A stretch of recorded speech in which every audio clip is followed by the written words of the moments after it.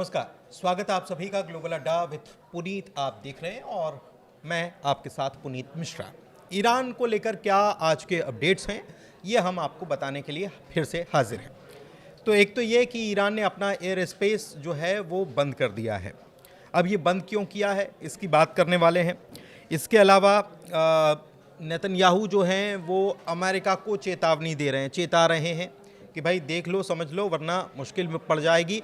और ईरान के पास क्या ताकत है, नेतन्याहू या अमेरिका को समझा रहे हैं अपनी बातों में अपने तरीक़े से। एक बात यह है, एक ईरान ने एक वीडियो जारी कर दिया है और उसमें क्या बताया है कि उसकी ताकत जो है अमेरिका की ताकत से कम नहीं है, बल्कि अमेरिका ने जो ताकत दिखाई थी उसी ताकत को उसने कैसे हासिल कर लिया है ये भी एक वीडियो के ज़रिए बताया गया है।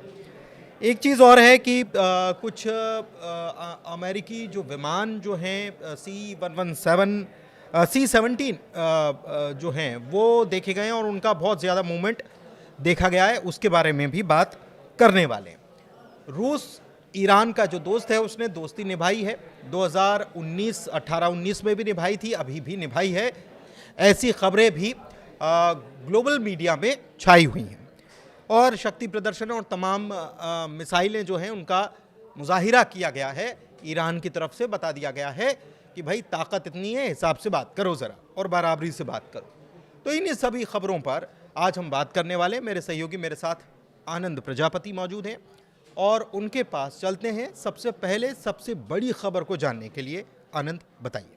बिल्कुल, देखिए ईरान और अमेरिका की जो बैठक थी ओमान में, ये बैठक ख़त्म होने के बाद ईरान और अमेरिका दोनों देशों की तरफ से लगातार प्रतिक्रिया आ रही है। उस बैठक के बाद से ईरान कुछ अलग दावा कर रहा है, अमेरिका कुछ अलग दावा कर रहा है, लेकिन इस वक्त जो खबर सामने आ रही है वो है ये कि ईरान ने एक बड़ा कदम उठा लिया है। बड़ा कदम ये उठा लिया है कि मिसाइल लॉन्च करने के लिए सेंट्रल ईरान के ज़्यादा एयर स्पेस जो है वो बंद कर दिया है। अब कौन से मिसाइलें लॉन्च करने वाले हैं या प्रशिक्षण करने वाले हैं ये तो आने वाले समय में पता चलेगा, लेकिन एयर स्पेस बंद करना ये अपने आप में बहुत बड़ा खबर है, क्योंकि अगर ये खबर लगातार ऐसे 2 दिन तक आती रही तो कहीं ना कहीं ईरान जो है, क्योंकि अभी आपको पता है कि खुर्रम शहर 4 जो मिसाइल थी वो कहाँ पर तैनात कर दिए गए हैं, वो तैनात किए गए हैं मिसाइल सिटी के पास, और जो नए अंडरग्राउंड मिसाइल सिटी एयरबेस जो बनाया गया है उनके पास, वहाँ पर भी ये मिसाइलें तैनात कर दी गई हैं।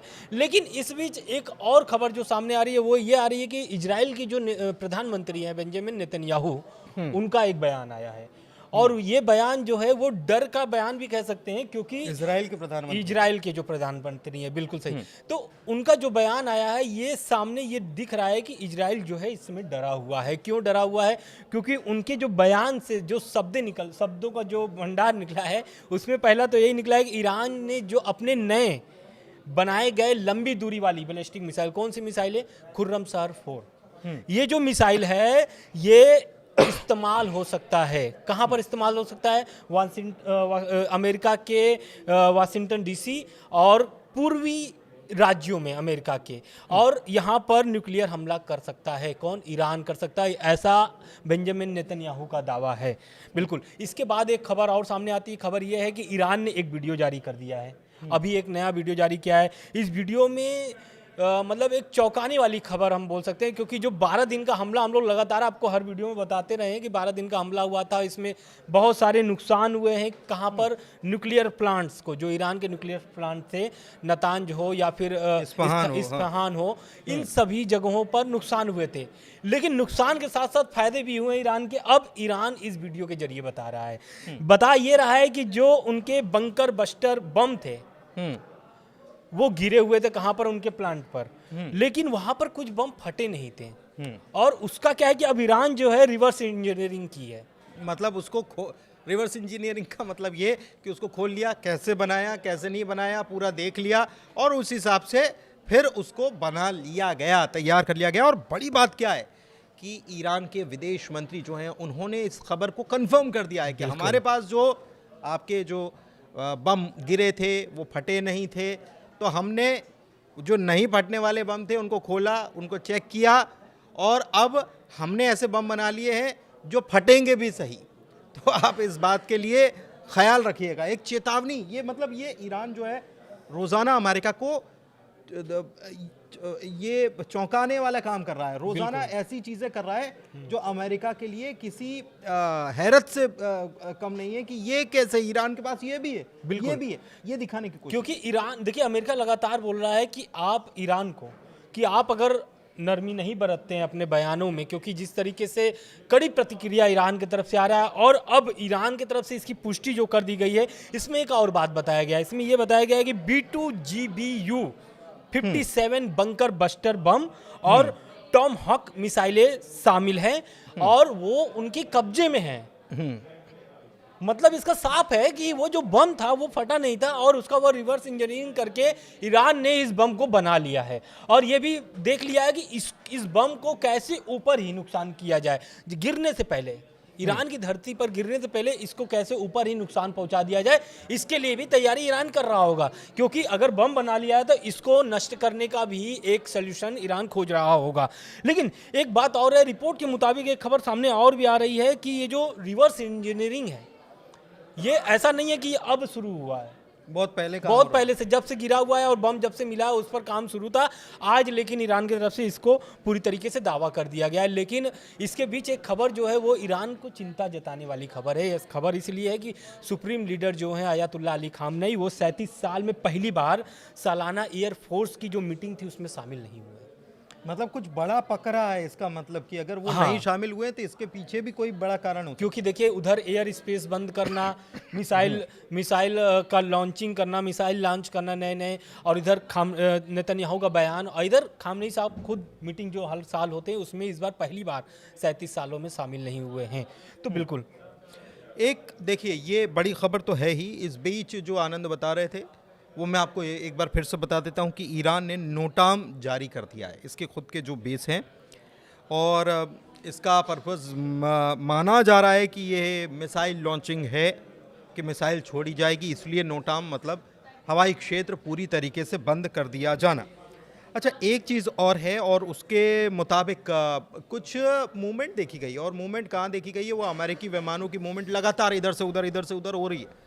आज की मूवमेंट की क्या खबर है वो समझते हैं आनंद से। आनंद, क्या जानकारी है? बिल्कुल, देखिए पहले तो अरब सागर में आपको पता है कि वहाँ पर यूएसएस अब्राहम लिंकन जो है तैनात है। हाँ, वो एक बड़ी खबर भी है कि वहाँ पर भी उसमें एक और अपडेट्स आए हैं। लेकिन अभी जो आप जिसकी बात कर रहे हैं वो ये है कि यूरेनियम जो संवर्धन रोकने की अमेरिका की जो प्रयास थी, अब उसको और अधिक कर दिया गया, यानी मांगों को ठुकराने के बाद ईरान, क्योंकि ईरान से लगातार अमेरिका यही बोल रहा है कि आप यूरेनियम जो है उसको जुटाना बंद करिए।